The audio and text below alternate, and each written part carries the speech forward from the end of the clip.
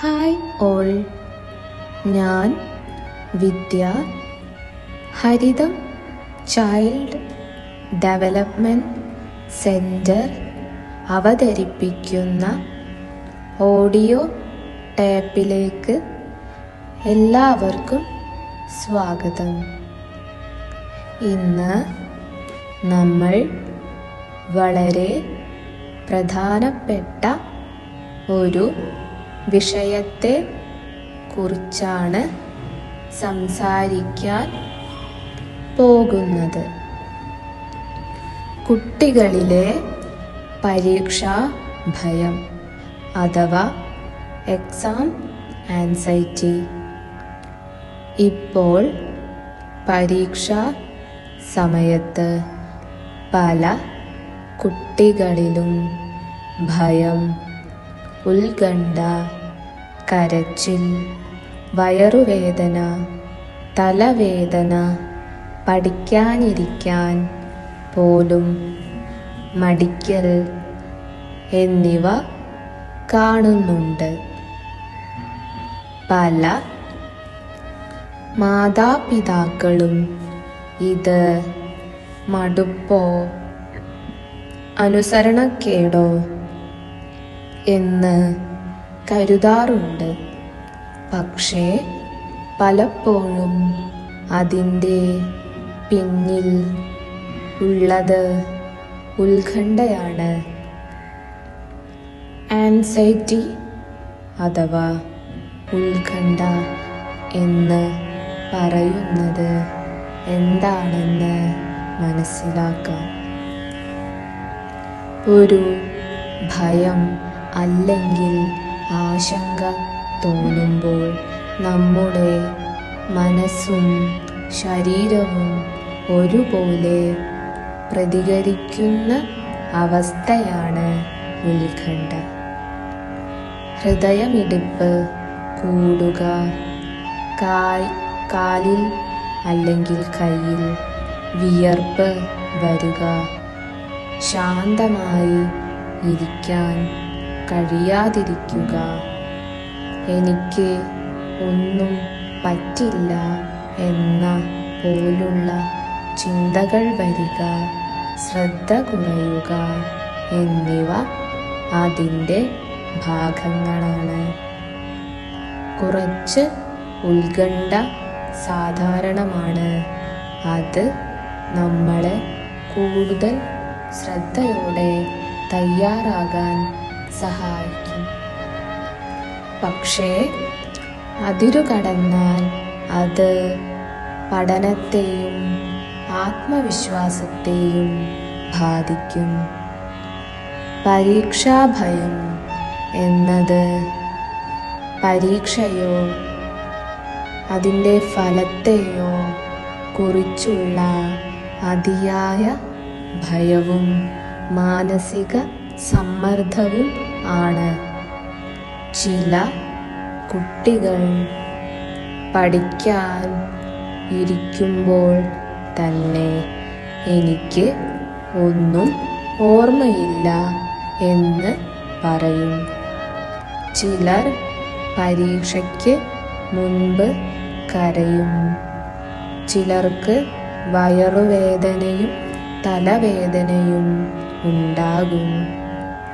ചിലർ ഉറങ്ങാൻ കഴിയാതെ ഇരിക്കും. ചിലർക്ക് നന്നായി ഹൃദയമിടിപ്പ് കൂടും. ചിലർ സ്കൂളിൽ പോകാൻ വിസമ്മതിക്കും. ഈ ലക്ഷണങ്ങൾ കാണുമ്പോൾ നമ്മൾ അത് ഗൗരവമായി കാണണം. പരീക്ഷാഭയം ഉണ്ടാകാനുള്ള പ്രധാന കാരണങ്ങളിൽ ഒന്ന് മാതാപിതാക്കളുടെ അധിക പ്രതീക്ഷകളാണ്.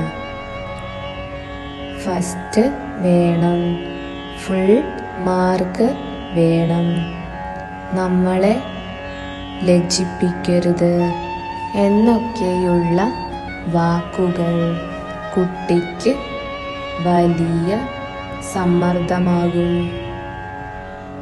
പ്രോത്സാഹനം നല്ലതാണ്, പക്ഷേ സമ്മർദ്ദം കൂടുമ്പോൾ അത് ഭയമായി മാറും.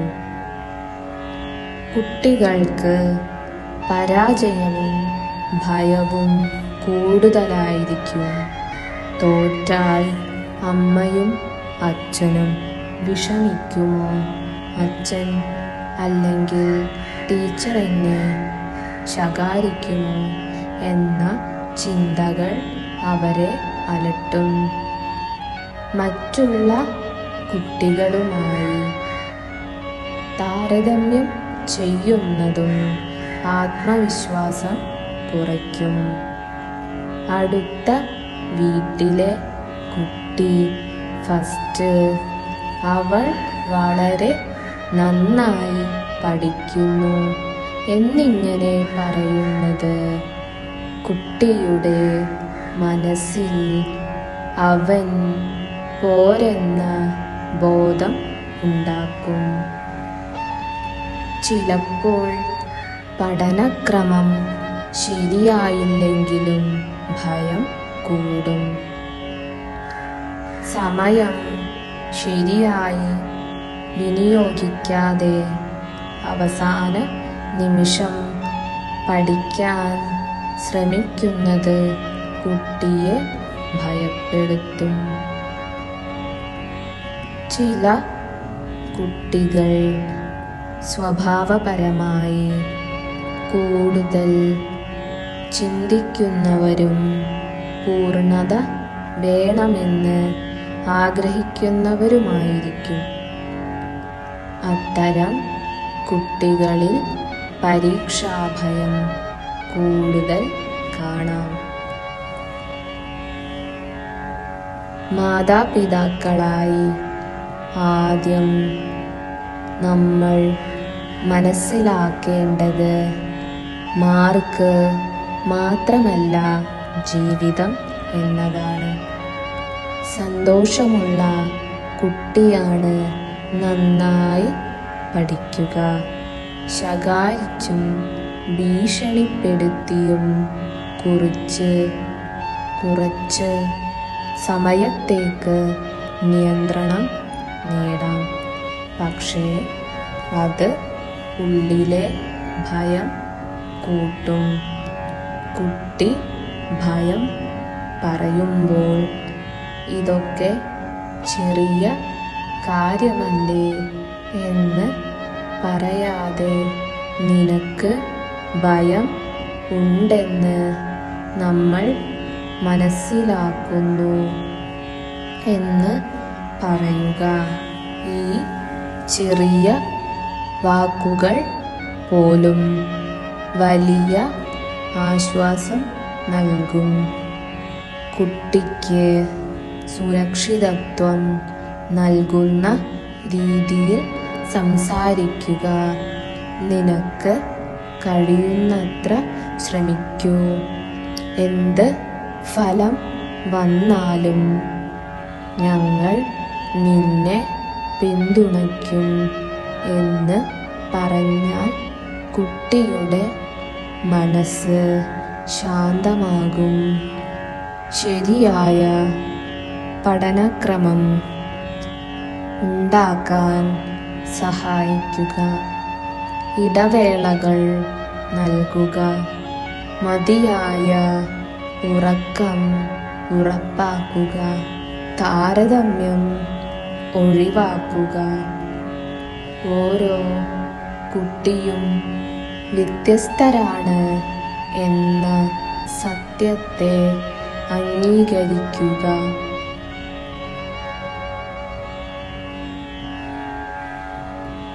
പരീക്ഷയെക്കുറിച്ച് അവസാനം ഒരു കാര്യം പറയട്ടെ. ചിലപ്പോൾ ഭയം തോന്നുന്നത് തെറ്റല്ല.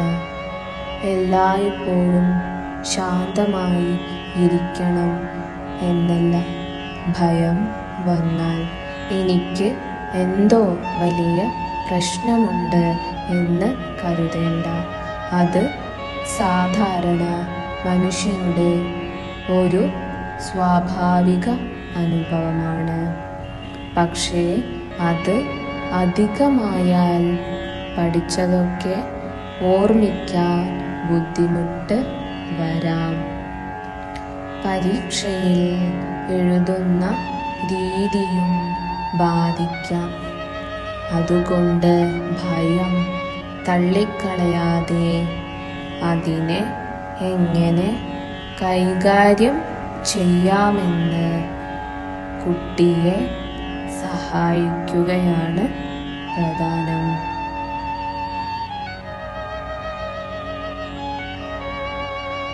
വീട്ടിൽ തന്നെ ചെറിയ പരീക്ഷ പോലുള്ള സാഹചര്യം ഉണ്ടാക്കി പ്രാക്ടീസ് ചെയ്യിപ്പിക്കാം.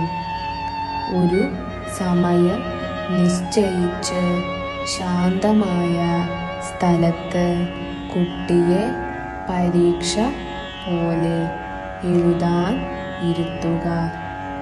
ഇങ്ങനെ കുറച്ച് ദിവസങ്ങൾ പ്രാക്ടീസ് ചെയ്താൽ യഥാർത്ഥ പരീക്ഷ സമയത്ത് ഭയം കുറയും, ആത്മവിശ്വാസം കൂടും. കുട്ടിയെ പ്രോത്സാഹിപ്പിക്കുക. അവരെ ചെയ്യുന്ന ശ്രമം അഭിനന്ദിക്കുക. മാർക്ക് മാത്രം നോക്കരുത്. കുട്ടി സുരക്ഷിതമായി ഫീൽ ചെയ്യുന്ന വീട്ടിലാണ് അവൻ കൂടുതൽ ആത്മവിശ്വാസത്തോടെ വളരുന്നത്. അവസാനമായി ഒരു കാര്യം പറയാം.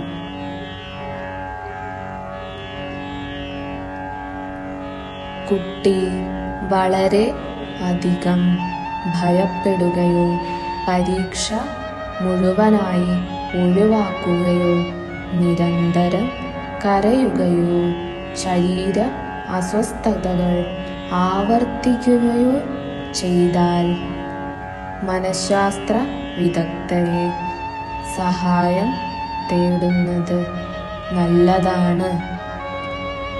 കുട്ടിയുടെ മനസ്സിൻ്റെ ആരോഗ്യം വളരെ പ്രധാനമാണ്. ആത്മവിശ്വാസം ജീവിതകാലം മുഴുവൻ കൂടെയുണ്ടാകും. കുട്ടിക്ക് കൂടുതൽ പിന്തുണയും കുറവ് സമ്മർദ്ദവും നൽകുക. അപ്പോൾ അവർ സന്തോഷത്തോടെയും ആത്മവിശ്വാസത്തോടെയും മുന്നോട്ട് പോകും. ഈ ഓഡിയോ ഉപകാരപ്പെട്ടെന്ന് കരുതുന്നു. നന്ദി.